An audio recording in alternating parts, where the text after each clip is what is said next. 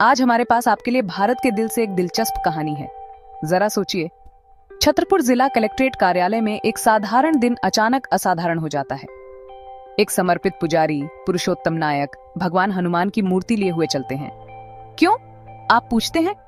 चलिए इस भक्ति, संघर्ष और आशा की दिलचस्प कहानी में गोता लगाते हैं। पुरुषोत्तम नायक नौगांव तहसील के कुलवारा गांव के एक मंदिर के पुजारी हैं, जो सालों से वह मंदिर की जमीन को कुछ स्थानीय दबंगों से वापस पाने के लिए कानूनी लड़ाई लड़ रहे हैं, जिन्होंने उस पर जबरन कब्जा कर लिया था। 2022 में दीवानी अदालत ने उनके पक्ष में फैसला सुनाया।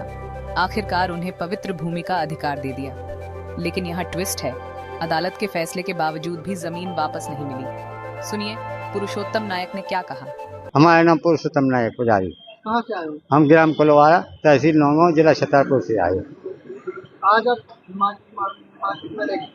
क्या समस्या ये है कि 2016 में जीत गए थे भगवान सिवलकोट से और 2022 में जीत गए, लेकिन आज तक पटवारी तहसीलदार से न्याय नहीं मिल रहा है। दमंग लोगों को 1 लाख रुपया ले करके उन्हीं को कब्जा दिए हैं और भगवान दर दर फिर रहे। उनकी जमीन वो भूखे प्यासे हम मांग मांग करके एक मुकदमा लड़े, लेकिन तहसीलदार पटवारी कोई नहीं सुन रहा है। इसलिए हम अनशन पे बैठने के लिए है।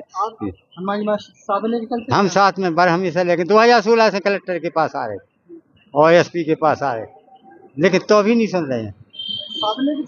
हाँ, साथ में लेके चलते हैं हनुमान जी को, कि मतलब हम भगवान की प्रेरणा है कि हनुमान जी तुम जाओ साथ में, इनके साथ दमंग लोग कुछ कर ना पाए। नंदू राजपूत, लखन राजपूत। निराश लेकिन अडिग पुरुषोत्तम ने एक साहसिक कदम उठाने का फैसला किया। वह जन सुनवाई में हनुमान जी की प्रतिष्ठित मूर्ति को अपनी बाहों में लेकर पहुंचे।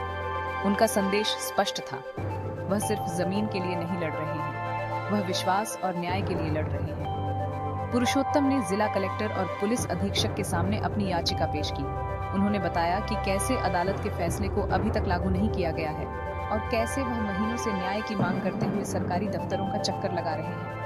अब सुनते हैं कि अधिकारियों का क्या कहना था। जैसे ही तत्संबंध में आपके द्वारा और मुझे संज्ञान में आया, मैंने दूरभाष पे संबंधित एसडीएम से बात की है। संबंधित एसडीएम को भी क्या बोलते उनके द्वारा एक एप्लीकेशन दी गई है।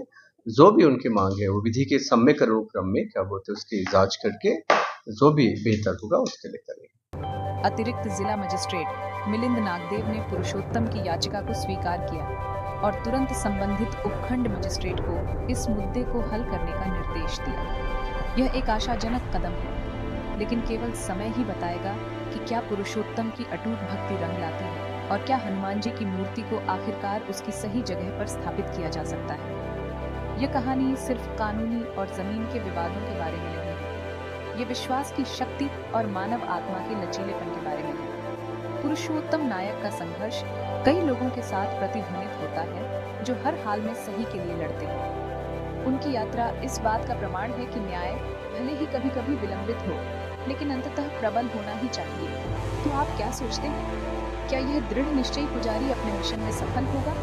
क्या भगवान हनुमान की मूर्ति को मंदिर की भूमि पर उसका सही स्थान मिलेगा? अपने विचार कमेंट में बताएं।